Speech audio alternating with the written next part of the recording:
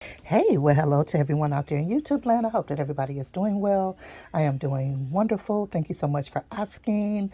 I just wanted to encourage us again in the Lord, those of us who are wives, wives to be, homemakers, domestic engineers, mothers, grandmothers, etc., that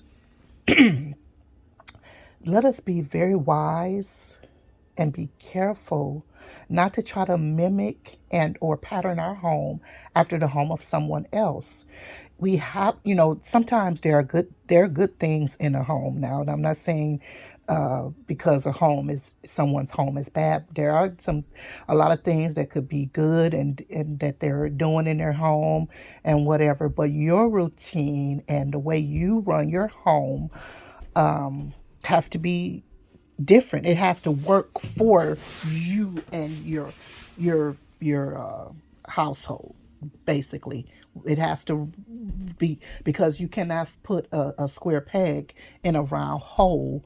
Alternatively, or also you cannot put a round peg in a square hole or a square peg into a round hole. You cannot do either one. And our home should be comfortable for the dwellers and the residents of that home, not trying to do what someone else is doing. Now, there are things that are, good in a home, but if it cannot benefit your home, don't do it and continue to try to do it and make it work. It's not for you. If it for whatever you're doing, let it keep working for you. Because sometimes some people are organized and some people are unorganized. Some people are a little tidier than others, you know, and that's just your way. Sometimes you're not a person that you'll get a meal on the table, but that meal sometimes comes from you know chicken, pizza, whatever. But another person, their bread is homemade every day. The soup they make is homemade every day. And all of the food is from their garden and from their rooster and chicken and from their farm.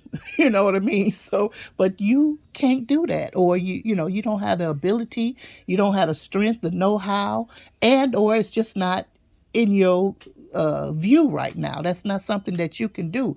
Don't feel bad because that's Sally's doing hers her way.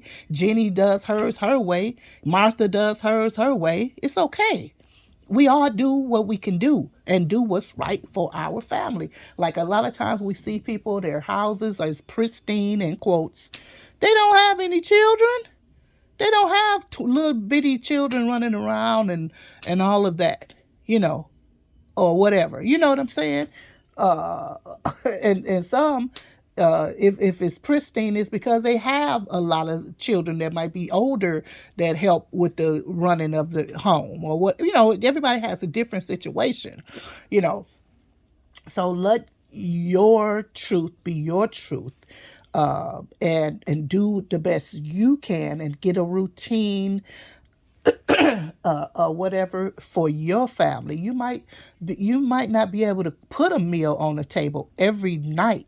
You know what I mean? You might cook 2 days and the rest is leftovers or something. You know what I'm saying?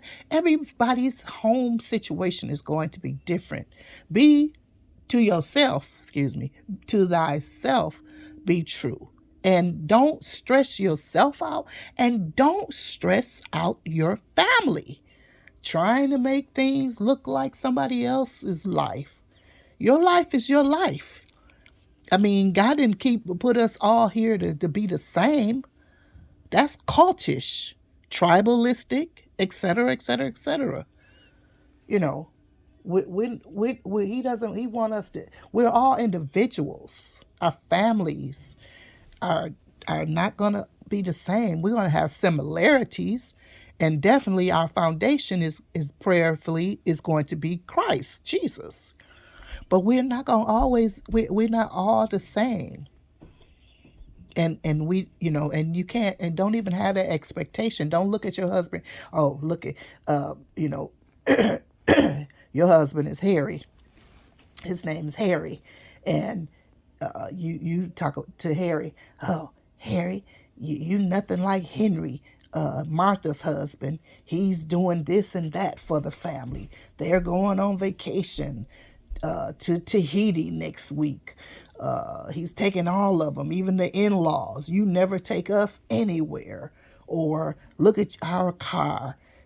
We got this 20-year-old car, and he just bought her Aston Martin, or some. Don't do that. Don't do that. Don't do that. That's not nice. That's not good. You should be a builder of your husband. And sometimes being a builder means to tear down, because before they can build anything, they might have to raise, which means tear down. And not that you tear down your husband, but you be a constructive, you use constructive criticism, or correction is what we call it. You correct your husband lovingly in a way to help him be the person, if he's a, person that maybe he's doing something, or think a way that's ungodly or wrong, whatever. But you don't tear him down to demolish him, or to diminish and demolish him. But we lovingly correct him to help him see the errors of his ways, so that he can correct himself and make those adjustments, and whatever that would please God and be helpful in the family, so that rift can, or tear can be mended, so that we'll have free flow in the family. There's nothing like a crook, when I say, or crimp, or something, that a bottleneck, or something that disturbs the flow, the good flow of your family process and the way things go in your family or whatever. Excuse me. So let us be wise and be careful as we are out here being wonderful wives and spouses, and whatnot. So I pray to God in Jesus' name that we have been encouraged. Like I said, let us not look, like the grass is greener on the other side.